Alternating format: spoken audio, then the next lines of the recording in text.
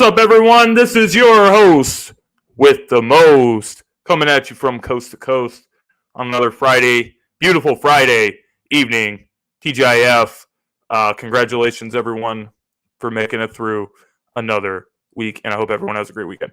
But we got a lot of stuff to talk about tonight. We got, finally, and I was talking to Lindy backstage before the show, we've been always trying to make, different content to talk about, because it's a dead time of the year when it gets from OTAs, gets over, and then you got to wait for that big gap between training camp starting. Training camp starting on Tuesday, I believe. So, early birthday present for me. My birthday's on Wednesday, actually. So, training camp Tuesday, training camp second practice Wednesday, my birthday Wednesday. So, that's going to be amazing.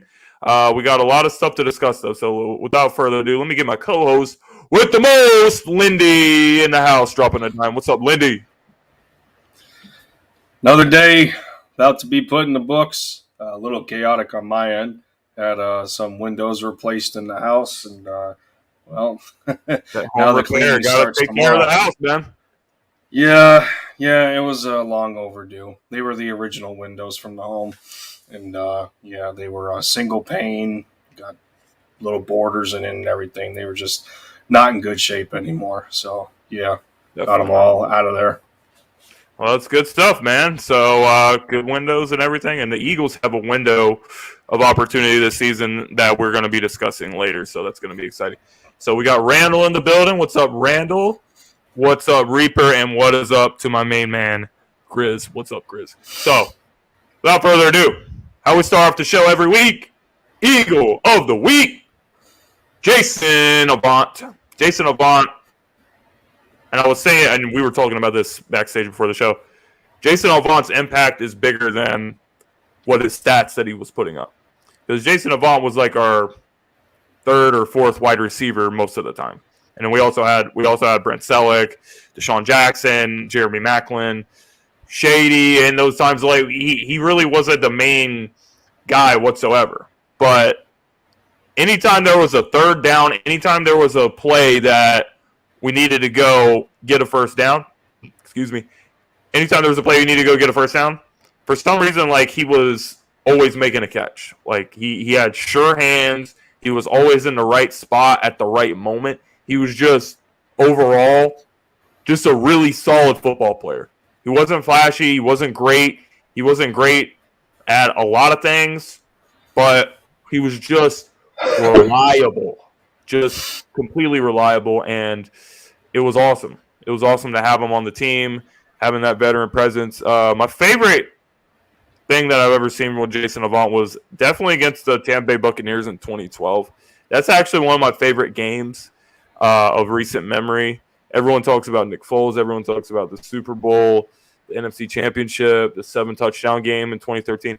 But that was my favorite performance of Nick Foles, leading that comeback against the Buccaneers. And in that game, Jason Avant actually made a one-handed catch where he reached back and he catch the ball.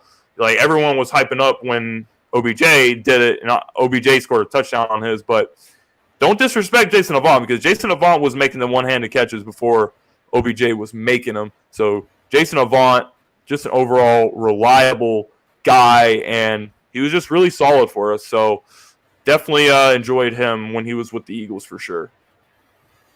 Yeah, I mean, he was one of the the older Mr. Dependables of of our time growing up and watching the Eagles, and former 4th round pick in his own right out of 2006, and played for 3 different teams before he ended up retiring after about 9 years. I think he was only at least maybe 32, 33 when he called it quits. So, it's not like he was completely robbed of athleticism. And, when he left the game, and I remember back in 2018, he was qualifying in Philly for American Ninja Warrior.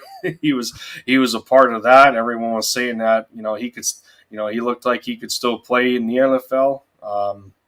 And just the dependability that he had, on the field, much like the way we knew, Zach Ertz to Carson Wentz, that he was a security blanket for Carson. Well, Avant was in his own right a security blanket for a number of different quarterbacks. Whether it was playing for Whit McNabb or Nick Foles. Then he goes to Carolina and Kansas City. Everywhere he went, he contributed to a different level that statistics don't really show on the surface. And I say that because, well, my favorite moment has to be at Miracle in the Meadowlands #2. I don't think Deshaun has a good chance in scoring that touchdown if Jason did not lay his body on the line and put on one of the most disgusting blocks you will ever see, and he actually got concussed on that block. Like, yeah, it was crazy. Just to do something like that and put your body on the line the way that he did, it's stuff that it's stuff that doesn't go on the stat sheet. And when we talk about the intangibles of players, I mean that has to be at the top of the list. Yeah, Jason Avant. I completely forgot about that, but that was definitely a good point. That was definitely a crucial block that he put on for Deshaun Jackson to get that punt return against the Giants. So yeah, Jason. I even think it was a linebacker that he laid out too. I think it was number 51. No, Jason Avant was not. He was not playing around with nobody. So let me actually see if I can. He got bulldozed, man. That was so bad. Let's actually pull up the Deshaun Jackson play, and we'll watch that real quick before we go to our next segment. Because, yeah, he did lay out like a really nasty block. What's going on, Raphael and AK? Appreciate you guys for stopping by right now. But, yeah, guys, we got a lot of stuff to get into tonight. We got training camp. We got training camp coming on Tuesday. Thanks to Adobe so Pro I'm really excited about that. I'm able to search through Adobe Pro. So in all likelihood, Deshaun Jackson's going to at least get a return. Matt Dodge went to that glove on his hand because of fumbled snaps. The kickers worked out in the stadium here on Friday. Officials are getting together. Maybe a question about time left on the clock. It's probably throwing everyone under the bus at least once. We'll put 2 seconds back on. And Deshaun Jackson, who has averaged 14th best in the NFL, 8.7 yards per return, has not returned one for a touchdown this year. Waits. And it's a line drive kick. Jackson bobbles. So you're going to see him towards the top of the screen here. About at this 81. Moment. Boom. Right there. It was right there. Hold on, we're gonna replay that. Are you kidding? I mean, he laid him out, bro. And if that's number 51 for the Giants there, that has to be a linebacker. Jackson bobbles it and now has to try and recover. I mean, this is disgusting. Jackson. Boom, right there. Good night. Deshaun Jackson. Deshaun Jackson gets a block. Are you kidding? Bro, he absolutely smoked him. He absolutely smoked him right there. That was crazy. That was something that you would see from somebody like Steve Smith. He just had the toughness factor. So Jason Avant, we definitely love Jason Avant. But when we get back, guys, like that, go ahead. I'll tell you what, nothing like that is never injury worthy. But I think it warrants to say that he kind of. It's a highlight reel will have forever though, so I think it was probably worth it for him. Yeah, absolutely. So when we get back, guys, we are going to take a look at the new Eagles helmets. The Eagles have released their black helmets. We're going to give our thoughts and opinions on that when we get back from the break. I'm running like my hair is on fire, and I don't intend to stop even when my legs grow tired. And I got a message from Colorado straight from Texas, captured most of me, just let me be.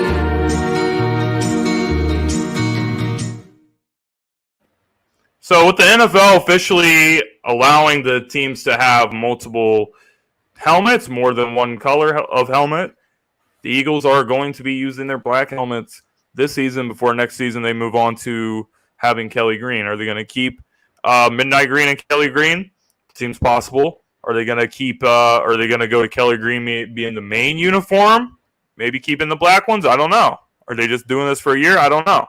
But here is what the helmets turned out like. I actually really like the design. I mean, it looks literally just like our regular helmets, except they're black. With the all black uniforms, that'll definitely look really cool. But yeah, really interesting stuff, man. I'm really digging the black helmets, and I'm sure that they'll do something else. Like, you know how last year they started with the white jersey and the black pants.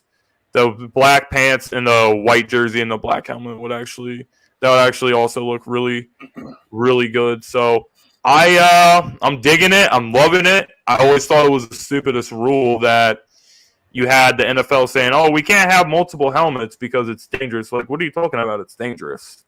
How is it dangerous? How is it a safety hazard? You have college football, for example. You have like University of Oregon. Devin Allen went to University of Oregon, by the way. We're going to talk about him later in the show. They have like 27 jerseys or something and like 27 helmets. And you never hear somebody saying it's a safety hazard. But in the NFL, it's a safety hazard. That doesn't make any sense. That's why it was so stupid. And that's why I'm happy that not only the Eagles, but a lot of teams are actually having a chance to have more helmets, more colors, more uniforms, more designs. It's fun. It's cool. It's interesting. Instead of having the same crap every week. So I love it. I think it's cool. I think it's going to be great. And looking forward to seeing how they wear them during the season. Yeah, I think it's how they went more with a a metallic look instead of a gloss that you can see the glitter a little bit, and in the coat of the paint. Yeah, it stands out. It stands out pretty damn good. So I'm personally excited about it. But this is probably a terrible analogy, but it's like you're complaining about the colors, so it's like when you register your car for insurance, and then your premium either goes up or down based on what color it is. So it's like they charge X amount for red. For whatever reason, insurance companies don't like red. That it's too much of a distraction on the road. Stuff like that. And when you apply it to college football and the NFL, I don't know. It doesn't make sense. So. No, it's very stupid. It makes absolutely no sense whatsoever.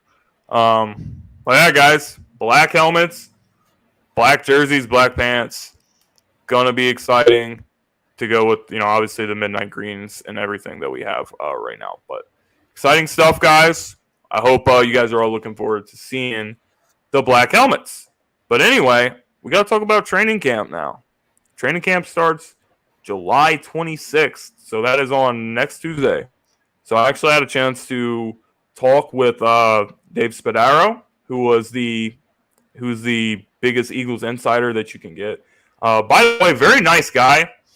He was very helpful with all the questions I asked him. So I'm actually gonna pull up what I have right here, what I was asking him. So I asked him all sorts of questions about. I asked him about Jalen Hurts. I asked him about Jalen Reagor. I asked him what he thought about, the receiver room being really crowded. I asked him about, different things about training camp. So really interesting stuff that he had to say. But if I had to say one thing, and I'm just going to play the clips right here that he said. This is what he had to say about training camp. Looking at training camp, one thing that I always like to say when it comes to training camp is, iron sharpens iron. So what about some competition between, some of these different positions? Are there any positional groups that people should be looking at and keeping an eye out on some of these competitions as we look to trim it down to that 53-man roster that's going to be ready? It's a really good question. Okay, so we know that Jalen is the number one quarterback. We know Gardner Minshew's the number two quarterback. Is it going to be Reed Sinnett? Is it going to be Carson Strong? as the 3? Will the Eagles even carry 3? There's only 5 running backs here, and they're going to likely carry 4, maybe 5. They're going to add to that group. There's 12 wide receivers here. You usually carry 5 or 6, so who makes it, who doesn't make it? Jalen Reagor is not guaranteed anything. You go 1 through 4, and you've got Brown, Smith, Watkins, Haskell. Who's your 5th?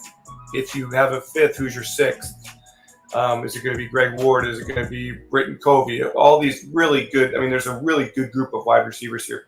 I think the offensive line is loaded. So they'll keep 9 or 10 offensive linemen, and they'll keep some on the practice squad. I just think throughout the roster, James, they did a good job addressing areas. And in a span of 2 years here, the Eagles have really built up the roster from that tough 2020 season. I look at the defensive tackle position, and it is a great group with Fletcher and Hargrave and Milton Williams and now Jordan Davis. Terrific group. There's other players there who are good. I look at safety, and I go, okay, Anthony Harris, Marcus Epps, Jaquaski Tart. Who's your 4th? Who's your 4th cornerback? So the linebacker, who's going to start at the weak side position? Is it going to be Nakobe Dean, who I know fans love?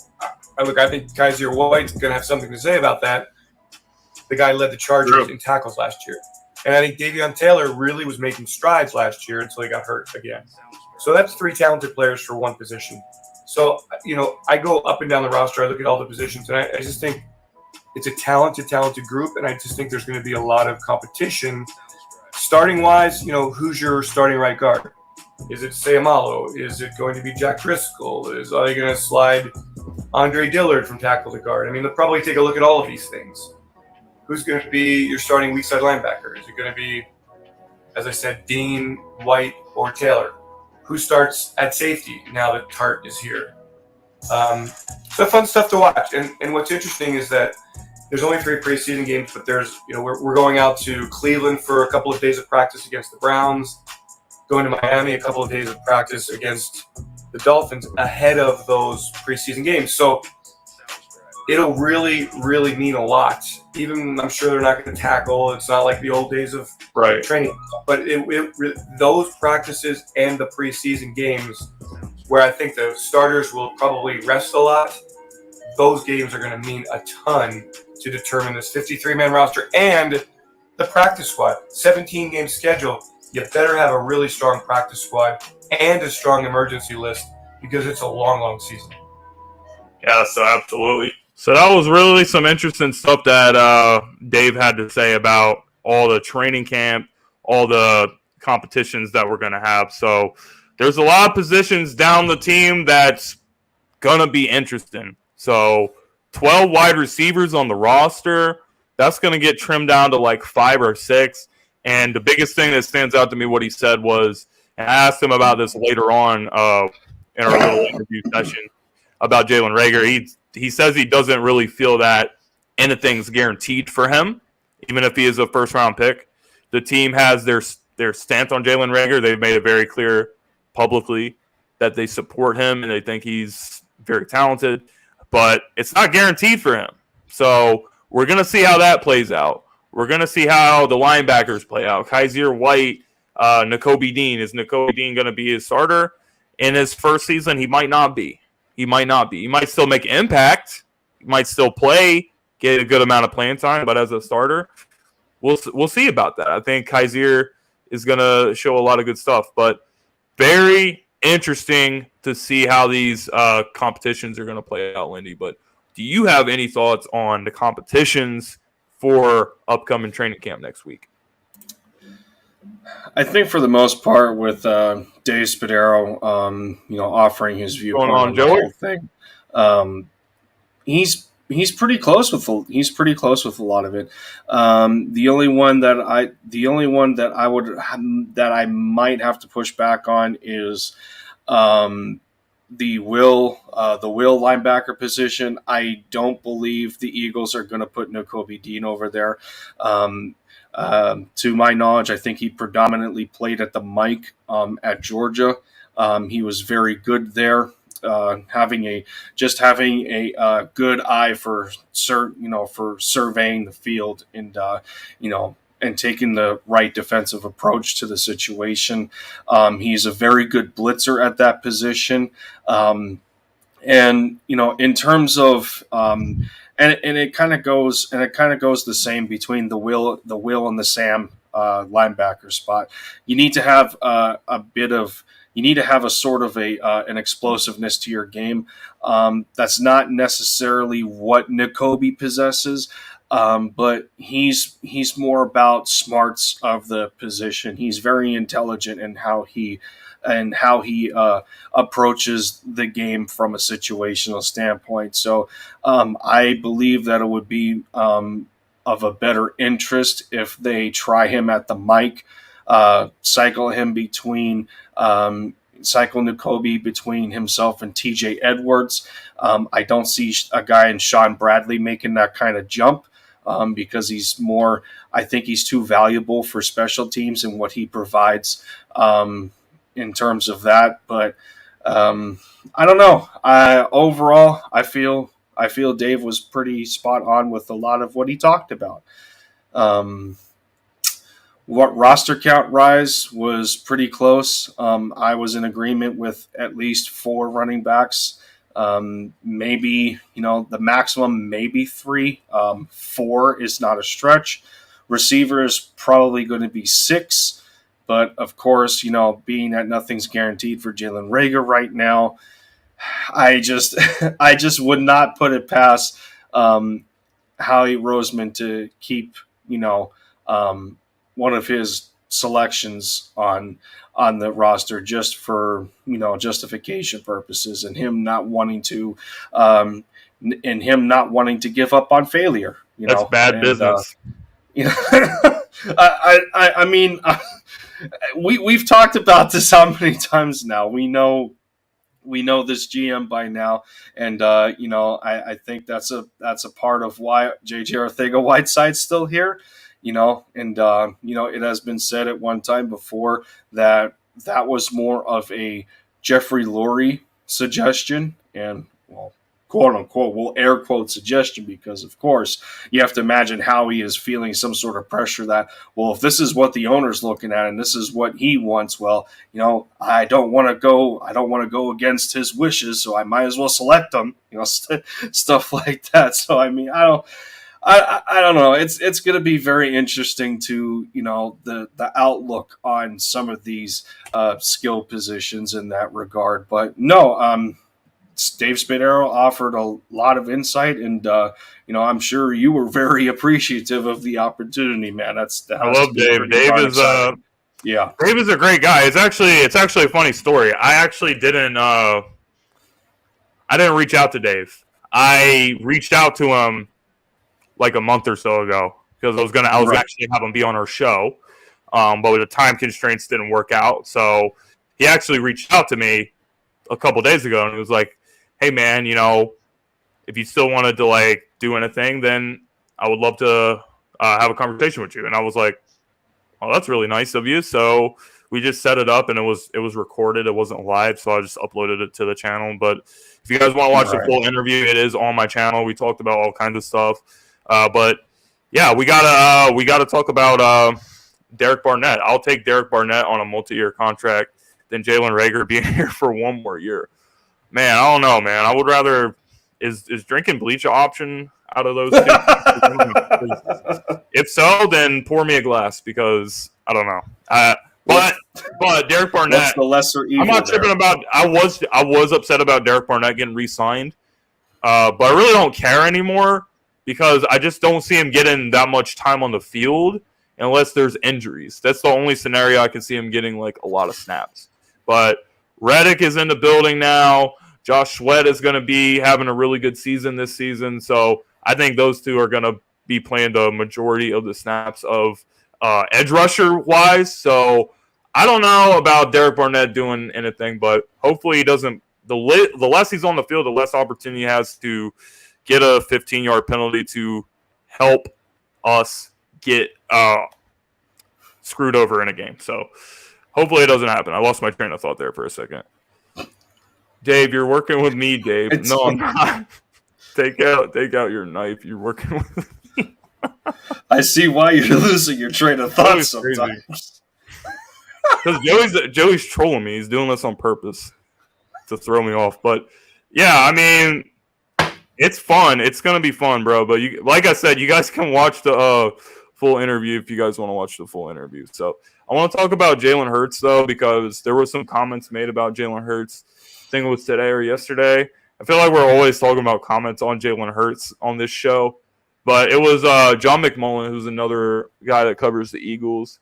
He responded to Kyler Murray's contract extension, which Kyler Murray got an absurd extension. He got 5 years, $230 million, and $160 million guaranteed. So, Kyler Murray is not that good of a quarterback, but he got paid like all this money. And you have guys like John McMullen saying, Jalen Hurts will never reach the level of Kyler Murray.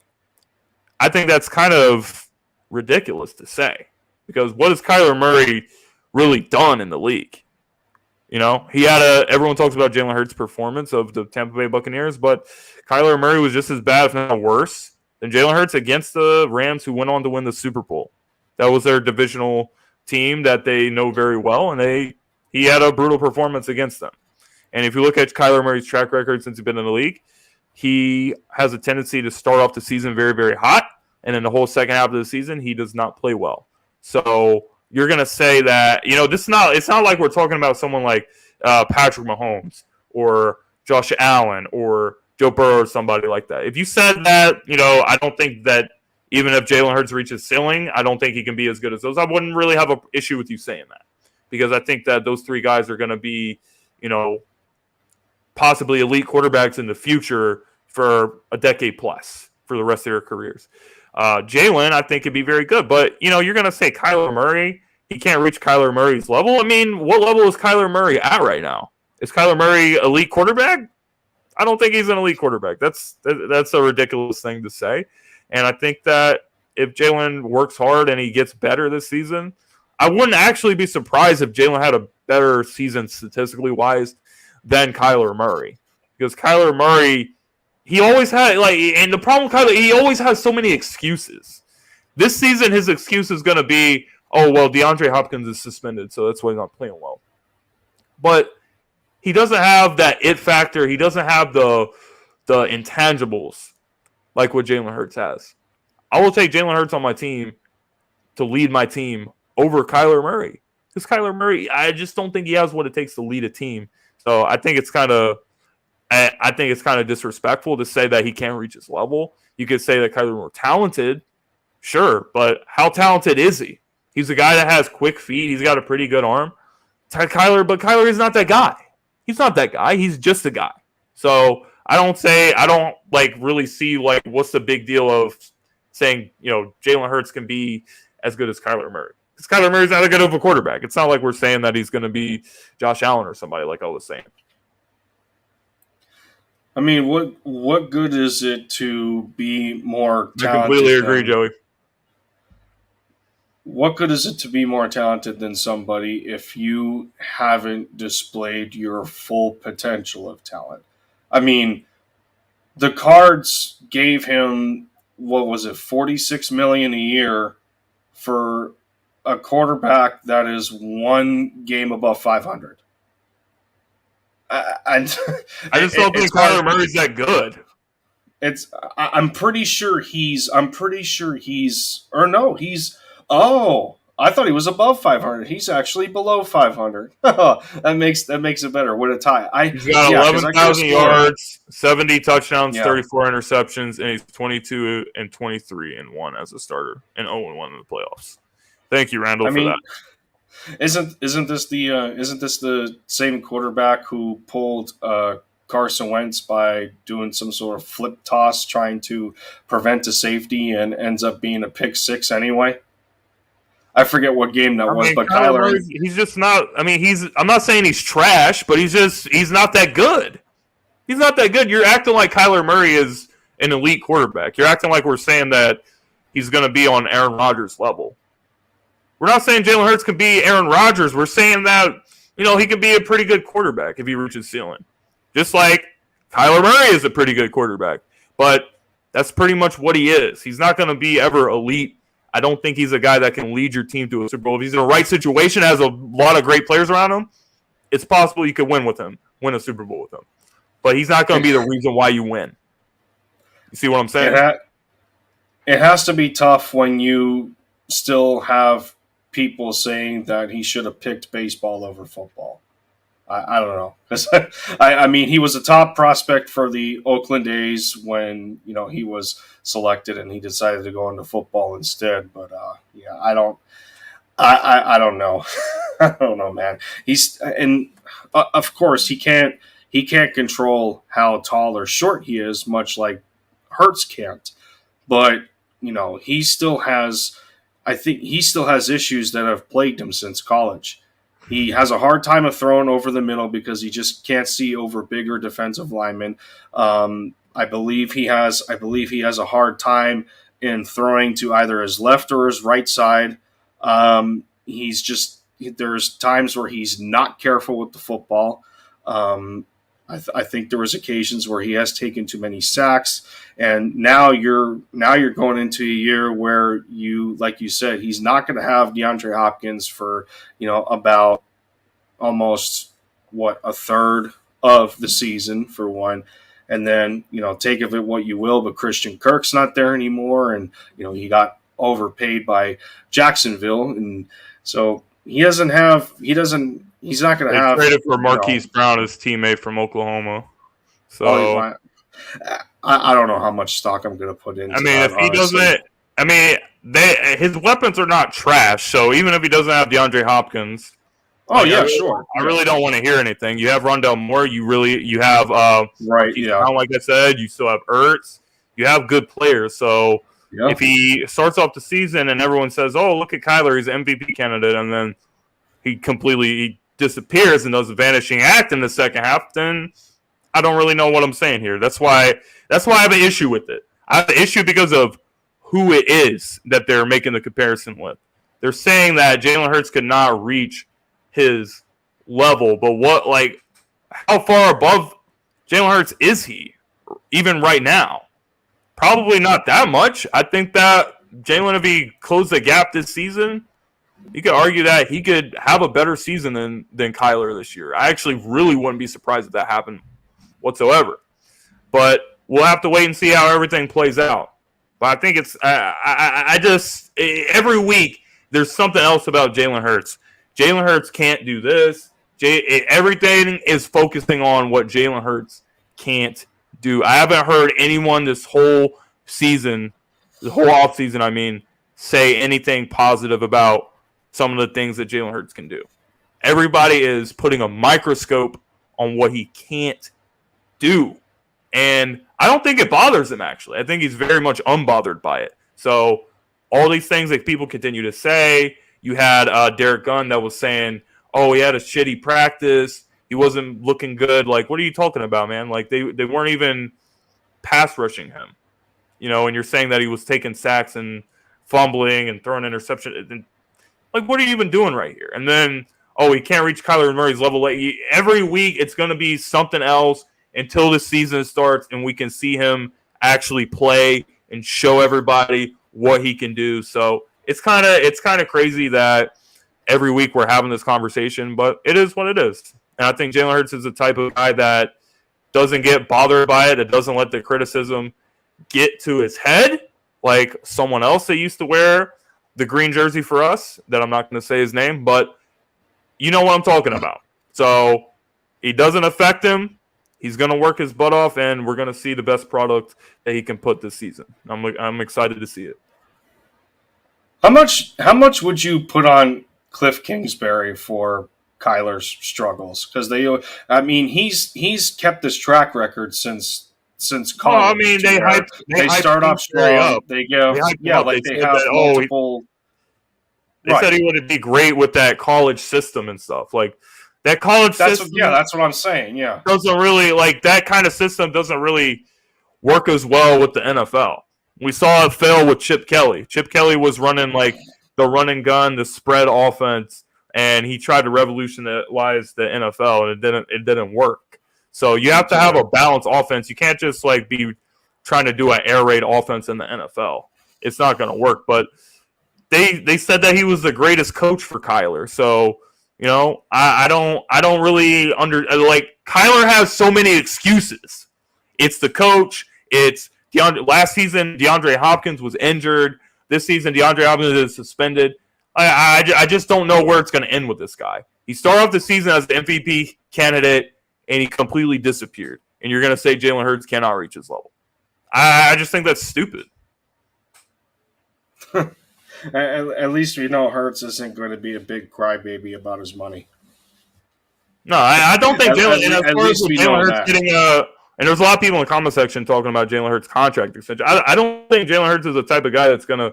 I mean, obviously he's going to look out for himself, but I don't think he's the type of guy that's going to say, you better give me like 45, 50 million a year, or I'm not going to earn, or I'm not going to play.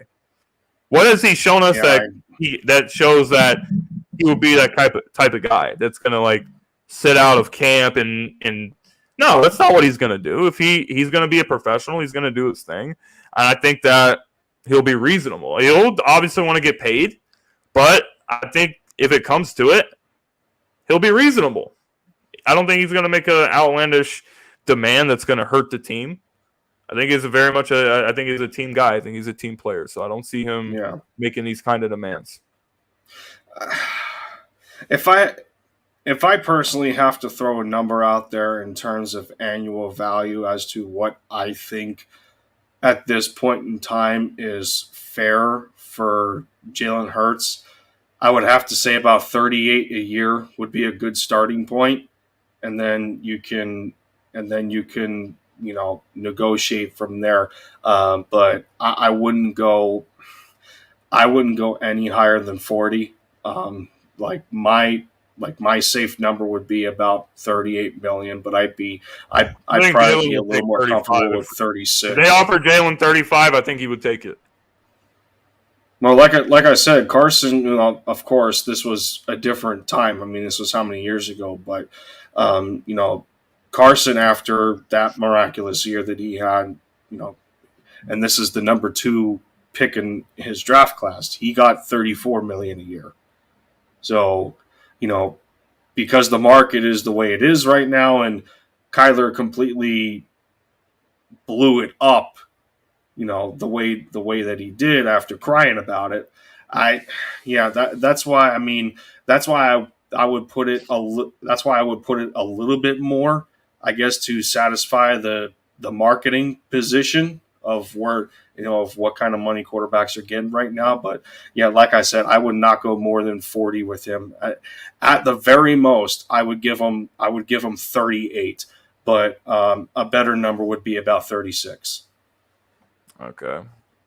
Well, I mean, the problem with the contracts in the NFL, and I think we talked about this last week, is the quarterback market, it's just broken right now. It's just broken. Mm-hmm. Like, we used to say that back in the day, like 10, 12 years ago, we would say that $100 million, if you get a guy $100 million, then that was a lot of money. That was considered a lot.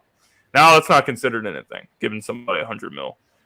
I mean, getting $100 million guaranteed isn't even considered a lot. I mean, Kyler got $160 guaranteed.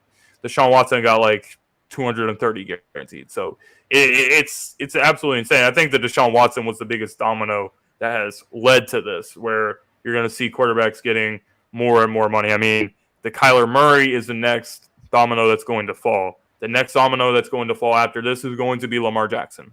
If you're asking me, that it's not even close. It's not even close. Lamar is so much far above Kyler Murray. I mean, he's won a playoff game. He has won a league MVP. He's led the league in passing touchdowns. He's an electrifying playmaker. So the Ravens have an issue on their hands, I think, because they're going to have to pay Lamar more than Kyler. And I don't think Kyler is worth what Arizona paid him. Arizona probably should have waited another year to see what Kyler can do. Can you win a playoff game? Can you actually be a good leader of this team? And he wasn't. So the market is broken right now. I don't know what's going to happen when it comes for Jalen Hurts, but I don't think he cares about it right now. I really think that's the last thing that he's thinking about. He's got to prove himself this season and show that he can be the franchise quarterback of the team. which a lot of people don't seem to think that he can do. And as I said, I think that he's the type of guy that these things make him better as a player. It helps him rise to a new level. So I don't think he's caring about the money right now. So we'll just have to see how everything plays out. But it's going to be interesting if the time ever does come. Yeah, I mean, don't get me wrong. That's absolutely fair. Nobody is paying Hurts for his mentality. I mean, that's that's why it's we're not saying tangibles pay over. Jalen Hurts right now. That's why it's tangibles over intangibles in the first place. But when you boil it down, well, the organization is they're gonna have to look at it this way. They're going to want to find as good of a balance as they possibly can between market and production. Of course, the production in that case is going to overtake the market, but not only does the franchise have to satisfy the player contractually, they also have to satisfy his agent. So they're really trying to sell two entities instead of just one. Because of course, with Hurts having an agent, that's his representation, and I don't remember his agent's name, but you get where I'm going with that. Nicole Lynn. Yeah, well, there you go. But overall, the Eagles just have to find a good balance between market and production, and I think that's where I feel production is going to be the majority of their decision making, much like it is for the majority of other quarterbacks in the NFL. No matter what we think of Murray's contract or whoever else you want to throw in there, I mean, yeah, Patrick Mahomes got a lot of money, but that is one of the most team-friendly deals. That's one of the most team-friendly deals, right now on a contract basis in the NFL when it comes to quarterbacks. So at that point, it doesn't matter how much money he got because of how team-friendly it is. So that is out of the way. The other thing I want to get out of the way is at least Kyler Murray takes shots downfield. He goes down gunning. I think we need to stop with this misconception that Hurts does not have a deep ball, because if you watched him play last year, he's shown examples in the 49ers game. He showed examples in the Kansas City game. He showed examples in the Broncos game. I think he had a intermediate to deep ball type of pass in the Raiders game. There's plenty of examples of Hurts showing his ability to throw the deep ball. The difference is that we can't make it a generalized statement and say, well, at least so-and-so takes shots downfield. It's all about whether it's all narratives. Yeah, it's narrative based for one, and two, it's about how can I put this? Whether it's an errant throw that's a bad decision, or Hurts picks and chooses his opportunities to take those shots. And a lot of times Kyler is more risk than he is smart and conservative. And I think that's where this narrative is creative, just because Hurts isn't willing to just chuck it down the field like Carson used to do a lot when he's improvising in the pocket when the play's completely broken down, and he'll just try and throw a bullet and force one of his receivers open. So we don't need Jalen Hurts to force stuff down the field. That's my point. So, to say at least so-and-so takes shots down the field, that's just a I don't know. That's an ignorant take to me. I'm sorry. Well, I mean, everyone wants to see the big plays, so I think that's like where he's trying to come from. But sure, yeah, you cannot force big plays. And you mentioned Carson Wentz. That's the biggest problem with Carson Wentz. He wanted every play to be the biggest play, yet he wouldn't. That's the type of quarterback he is. Yes, he wouldn't take anything that the defense was given to him. Sometimes, if you're playing quarterback, you got to be. The reason why I see these guys are so great for years and years and years. Peyton Manning, Aaron Rodgers, Tom Brady, all those type of quarterbacks. The reason why they're like so consistently great is not because they're just making the big throws. They make the big throws when they have to make the big throws, but they're picking you apart.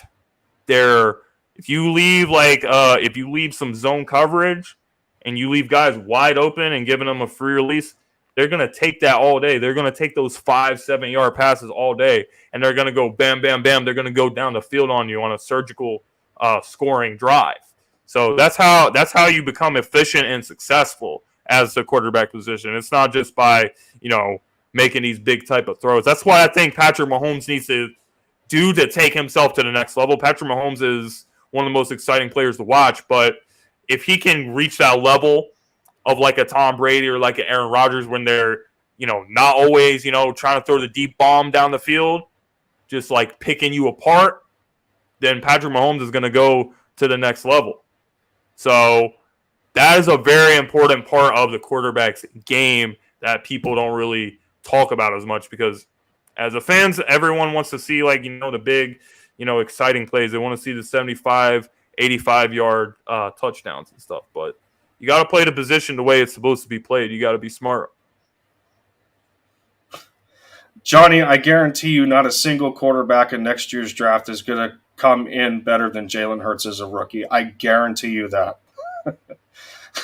We can't be saying stuff just to say stuff. I mean, when you talk about deep balls, there's a difference in throwing to somebody that's open and throwing somebody open. Hurts is more along the lines of trying to throw to somebody that's open because, everyone wants to make it a spiel that, Hurts doesn't have any arm strength when, clear examples are, that touch ball that he threw to Devontae Smith against Patrick Surtain in the Broncos game, or, thrown a couple of beautiful passes to Quez Watkins, one in the Carolina Panthers game, and then the one that he had in the 49ers game. Hurts has the ability. Make throws, man. Like the narrative that Jalen Hurts can make throws is the most stupidest narrative that I've heard. It's you're not watching the games. That's what it boils down to. You're just not watching the games. Whew. Yep. Well, it's getting really spicy up in here. So let's take another short commercial break, and then when we get back, we're going to talk about how Devin Allen got robbed at his. We're going to talk about how he got robbed at his race. So when we get back, we will discuss that. Sports fans are gearing up and saving big at Fanatics.com, the world's largest collection of officially licensed fan gear.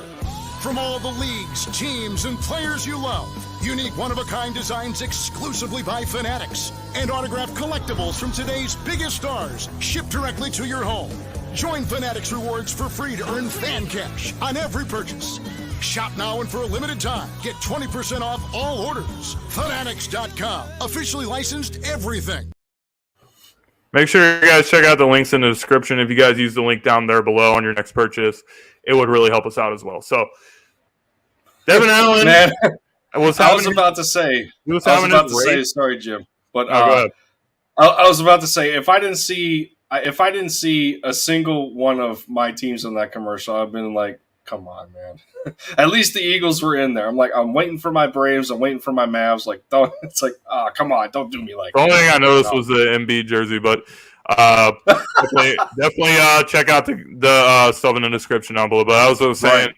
Yep. They said that Devin Allen got disqualified because he ran like 1/1000th of a second before the gun got shot. So that was one of the most stupidest things that I've seen with Devin Allen. I mean, it didn't even look like he jumped off sides.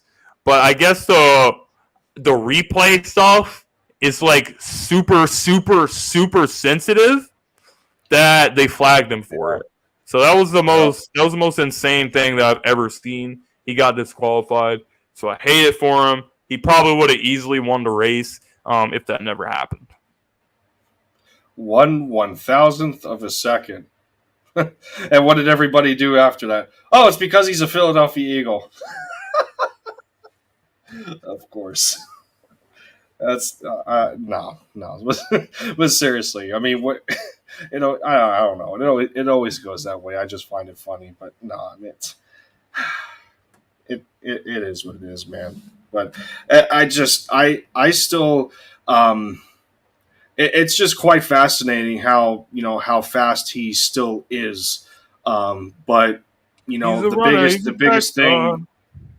the biggest thing with him, if he ends up becoming the favorite, between Devin and Britton Covey as well, and I think I've said this in a previous episode on LinkedIn here is, well, they can be as explosive on special teams as they want, but they're going to have to contribute offensively too.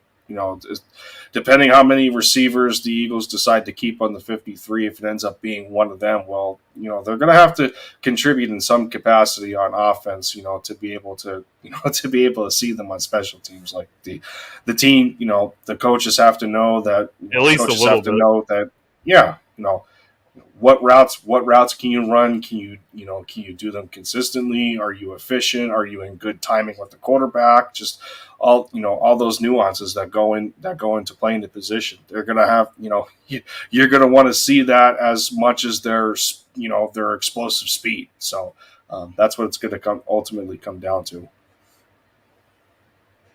So yeah, I feel really bad for him, but that sucks. That really does suck for him. It was even a close finish. He's one of the most intriguing players that I'm looking forward to seeing because I really think that he can be our punt returner. I think that's the reason. I don't think they would have brought him in if they didn't really think that he would be a good fit at that position because our special teams unit has been kind of trash, for the last few years. We haven't had a good kickoff returner. We need to get a guy that can get us set up, get us good field position, get us the ball on like the 45, 50-yard line to start the drive, and then, go try to get some easy points, try to make our job easier. But special teams has been a disaster. It was a disaster last season. Jalen Reagor fumbling the ball. He had several muff punts last season. Just wasn't good as a special teamer, wasn't good as a receiver. Previously, they had Greg Ward. I don't even know why they would have Greg Ward back there. Greg Ward is not really the fastest guy in the first place. So it never made any sense that they were doing that. So I gotta wonder, bringing in guys like Britton Covey, bringing in guys like Devin Allen, there has to be a reason that they're doing this because obviously as much as you said, they got to make some impact as a receiver. I agree with that, at least a little bit. But, they're not going to see the field very much as a receiver with the guys that we have, with AJ, with Devontae, with Pascal. They're not going to get time on the field. So the reason they were brought in was so we could have a difference maker at that position. Devin Allen is the biggest name in training camp that I'm going to be paying attention to because I want to see what he does, especially in some of these preseason games and things like that, to see if he can, have a good return or take a touchdown back even. If he does that, then I think that'll show me that he can be the guy to be that special team difference maker that we've been looking for. Yeah, there's also a benefit to it to which, obviously the depth of the receiver position is going to be larger than running back. So being that I don't think the Eagles are going to want to be in a position to subject running backs to special teams. Well, that I think it's a telltale as to why we have, two of those guys in the receiver room between Britton and Devin. So, I don't know if they're going to want to take another chance and putting Jason Huntley back there or Boston Scott or, I doubt I see Kenny Gainwell back there or any or anything of that regard. Nor do I want to see Greg Ward just wave every single time, wave it off. But I love my boy Greg Ward, but nah, fam, like you can't have him back there returning points. That's my guy though. Yeah. I love Greg Ward. Yeah. And I think the Eagles had what was it? Marcus Jones out of Houston for a top 30 visit. So another alum from Greg's college before he converted to receiver because he was that Greg Ward was such a good college quarterback though. He was a Heisman candidate.